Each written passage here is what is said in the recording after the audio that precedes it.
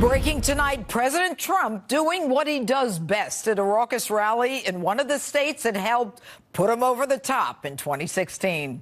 Hello and welcome to Justice. I'm Jeanine Pirro. Thanks for being with us tonight. And thanks to all of you for once again making Justice the most watched cable news show last Saturday. We have a big show on deck tonight with reaction to President Trump's rousing speech that just finished up, plus the developing news of a summit between the president and Kim Jong-un. Tonight I'll be talking with Corey Lewandowski, Sean Spicer, Colonel Alan West, and more, plus my opening statement. But first, some highlights from the president tonight. They announced that he's not going to send missiles up anymore until through the meetings.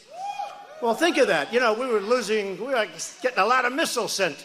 I wouldn't say Japan was thrilled, missiles flying over Japan. They're very happy with what I'm doing. And who else could do it? I mean, honestly, when you think. They're not going to send missiles up. Think of it.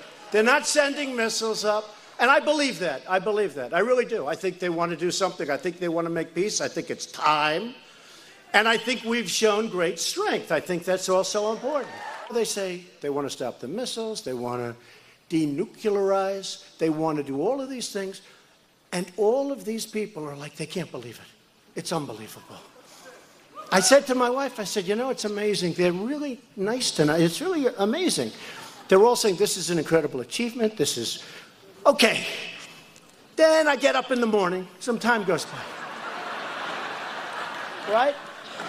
Same people. They're saying, not that big a deal. Anybody could have done it. Obama could have done it. Obama had a chance. No. They're saying, Obama. Obama was driving you down. You take a look at those numbers before we took over. They were heading down. The economy is the best it's ever been. Your coal, by the way, folks, some of you are in the coal world. Your coal is coming back big. Your steel is coming back. We've created 3 million jobs since Election Day. Nobody thought that was possible. We've passed the largest tax cuts and reform in American history. We've created more than 300,000 new jobs alone last month.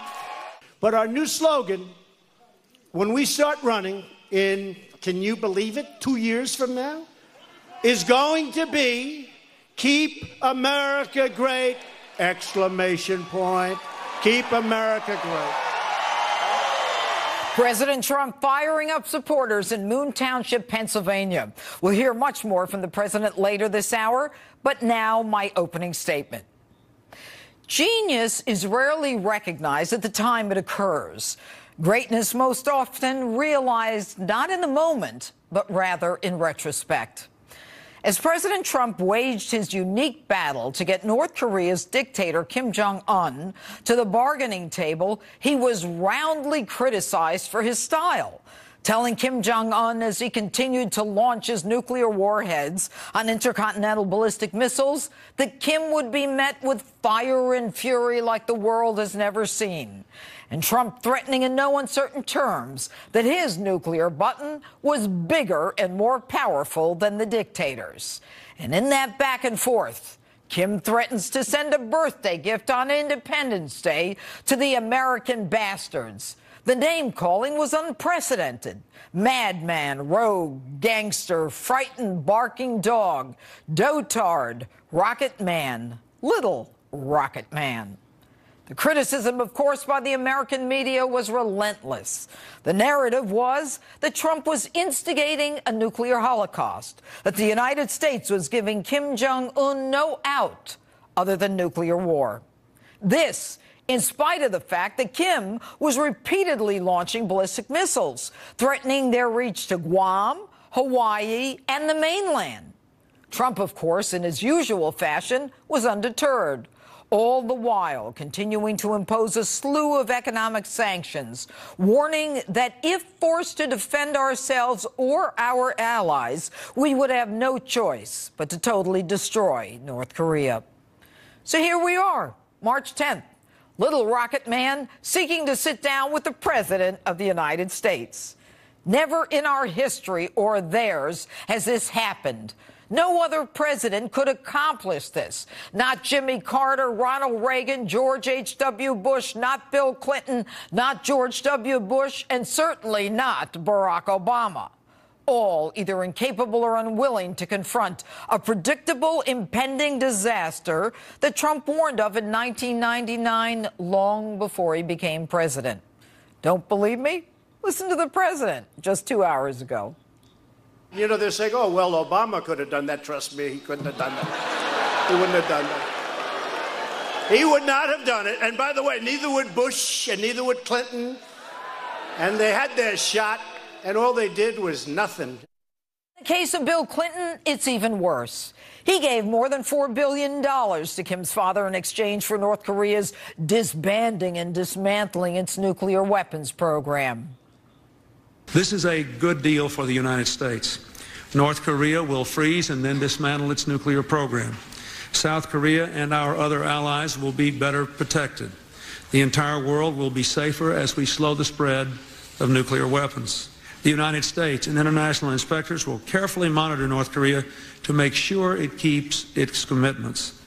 Yeah, that worked out real well, Bill. Not only did they not keep their commitment, they built a nuclear armament to threaten our people. So much for the Bill Clinton, Neville Chamberlain appeasement approach to dictators. As far as George Bush in 2008, he did his part in appeasing Kim Jong-il by actually removing, I said removing, North Korea from the American State Department's list of state sponsors of terrorism. He really had a grasp on the issues, that one.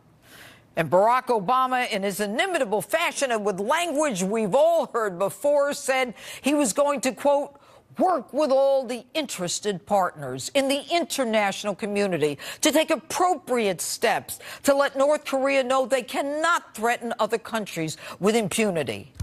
Now, what does that mean? Whatever it meant, it didn't scare Kim. Now, instead of recognizing the historic moment and the genius that got a wackadoo madman to the bargaining table, the mainstream media chooses to heap criticism on Donald Trump when their own champions accomplished absolutely nothing. In some ways, the president kind of got boxed in here. He couldn't say no to this invitation. There is no way that President Trump can be ready by May to have a high-stakes negotiation on denuclearization on the Korean Peninsula. It's just impossible. You can't wing it. Kim Jong-un is going to be fully prepared. I think that he's playing to the president's ego and the president's weaknesses. It's not as if you have a president like Eisenhower, who was schooled in diplomacy and politics and the military, who knew these issues. This president doesn't read, and he doesn't study, and he doesn't prepare. And, of course, the New York Times says that Donald Trump could end up being played by Kim like, quote, a gold-plated violin. But one more thing. Kim Jong-un knows full well that he comes to discuss full-blown denuclearization, full nuclear disarmament, not a freeze, not a reduction. And he also knows he is not dealing with a Barack Obama who buckles to dictators like in Iran when he caved and gave $150 billion, taxpayers' dollars, to so-called stop the development of a nuclear bomb. And get this, we're not even in a position to verify or monitor if there is nuclear disarmament or even do site inspections. And rest assured, there will be no cash sent on unmarked planes in various world currencies. Count on a new and totally different agreement with teeth with Donald Trump. It was Trump's genius in crippling economic sanctions that brought this dictator to his knees. And although the mainstream media is worried, predicting that Trump will be outsmarted and outplayed by this dictator, in truth, the only people who need to be worried are the North Koreans. Donald Trump is more than the man Kim thinks he is. He has already outsmarted him, and that can get us a peace deal that will certainly last a long, long time. And I think it's gonna be a long, long time till touchdown brings me round again to find I'm not the man they think I am at home. Oh, no, no, no.